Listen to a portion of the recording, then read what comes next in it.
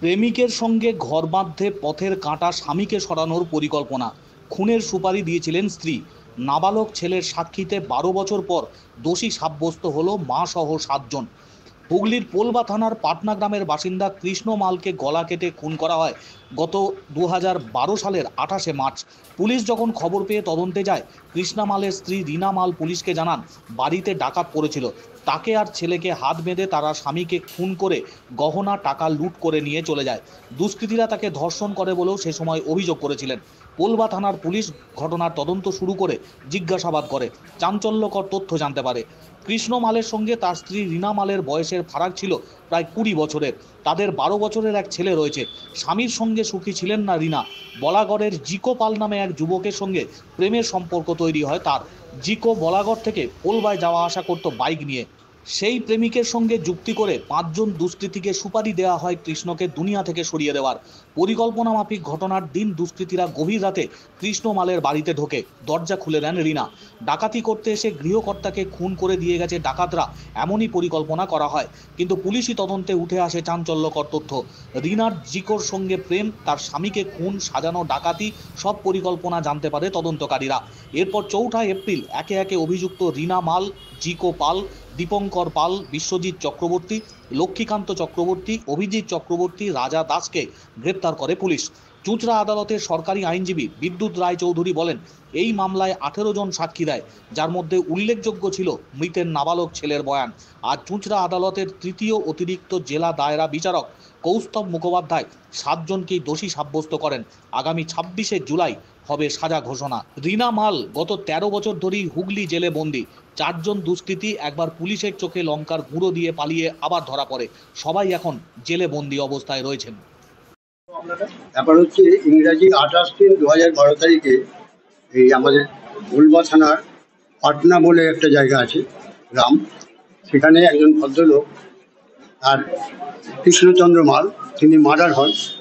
এবং প্রথমে তার স্ত্রী একটা ঘটনা সাজিয়েছিলেন যে আগে তার বাড়িতে ডাকাতি হয়েছে, ডাকাতরা এসে তার স্বামীকে খুন করে দিয়ে চলে যায়।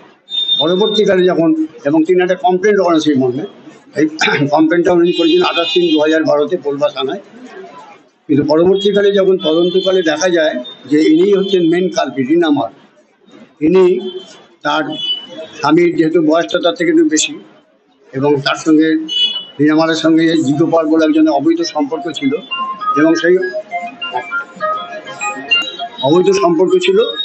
অবৈধ সম্পর্কের হিসাবে তিনি চেয়েছিলেন যে স্বামীকে যে কোনোভাবে পৃথিবী থেকে সরিয়ে দিয়ে তার সঙ্গে ঘর করবে, এবং অনেক সম্পত্তিও আছে। এই জন্য জিকো পাল এবং তিনি মিলে আরও যে 5 জন আসামি, তাদেরকে তাদের প্র্যাকটিক্যালি তারা হচ্ছে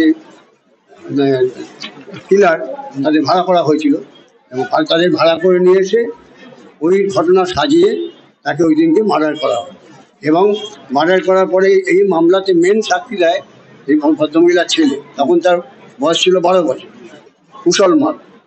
তাকে অনেক সিকিউরিটি দিয়ে কোর্টে আনা হয়েছিল, এবং সে তার মায়ের বিরুদ্ধে সাক্ষী দিয়েছিল।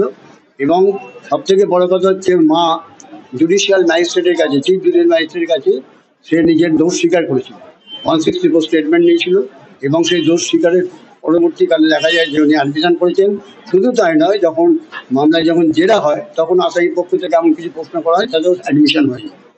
এই সমস্ত দিক বিচার বিবেচনা করে কোর্ট এই দীর্ঘ 13 বছরের কাস্টডি ছিল। তার কারণ হচ্ছে মাঝখানে 4 জন আসামি পুলিশের চোখে লঙ্কার গুঁড়ো দিয়ে পালিয়ে গিয়েছিল এই কোর্ট থেকে, এবং সেই জন্য কিছু দিন ডিলে হয়েছে, বা আসামিটা অনেক সময়ও নিয়েছে, ডিলে হয়েছে। এই 13 বছর তারা কোনো বেল পায়নি। আজকে এই মোট 18 জন সাক্ষী হতে হয়েছিল, ইনক্লুডিং আয়ক অফিস দাস। আজকে কোর্ট দিন রেখেছিলেন, আজকে সাজা ঘোষণা করেছেন, এবং তাতে 302/34/120 এবং 396(2) এই সমস্ত ধারাতে প্রত্যেককে 7 জনকেই দোষী সাব্যস্ত করেছেন করে তাদের 26 তারিখে সময় দিয়েছেন। বলেছেন যে এই কেসে মৃত্যুদণ্ড পর্যন্ত হতে পারে। এবং আমি যখন আর্গুমেন্ট করার সময় অলরেডি আমি ক্যাপিটাল পানিশমেন্টের জন্য কোর্টের কাছে প্রেয়ার করেছিলাম।